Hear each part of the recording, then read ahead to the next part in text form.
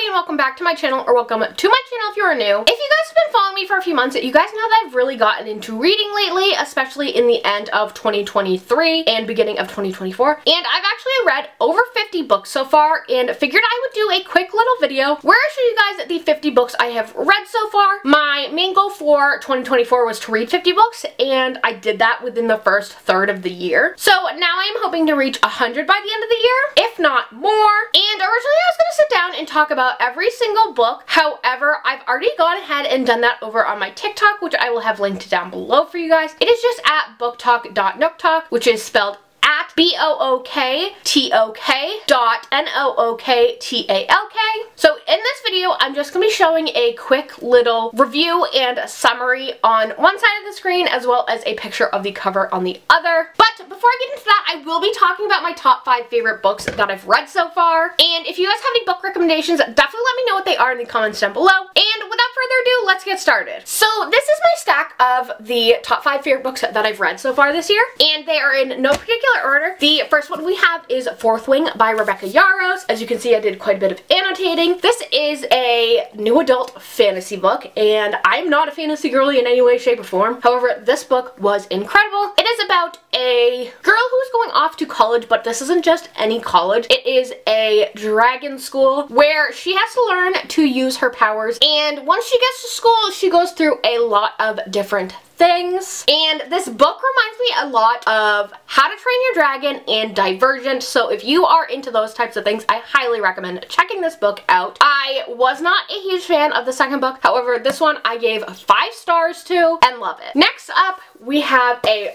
big book, and this is 11/22/63 by Stephen King. As you can see, I did a lot of annotating in this. It is such a thick book, and let me tell you, I literally have not stopped talking about this book since I read it. It is such a good book. In this book, a man who owns a diner asks his friend, who is a teacher here in the state of Maine where I live, to go through a wormhole in his diner back in time to see if he can prevent the assassination of JFK. And you get to follow his entire journey of going back in time and seeing if he actually is successful or not. And it is just such a good book. It is like a sci-fi historical fiction book, and that is normally not my genre. However, I loved this, gave it 5 stars, and cannot stop talking about it. Next up, we have Daisy Darker by Alice Feeney. I absolutely love this book. This is one of those books where when you think you know what's happening, it ends up being the complete opposite at the end. This book has so many twists that are unpredictable and just has such a good eerie vibe to it. And it's basically about this girl named Daisy who gets together for a family reunion at their grandmother's house, and all of them haven't seen each other in years because they don't get along the best. However, the thing about their grandmother's house is it's on an island, and the house is called Sea Glass. And once you get to Sea Glass, you can't leave until the tide goes back out. So essentially, you are stranded there. And as they are stranded there, members of the family start to go missing until at the end there's only a few left. And it's just overall such a good book, and possibly one of my favorite mystery thrillers. Next up, we have another book that takes place in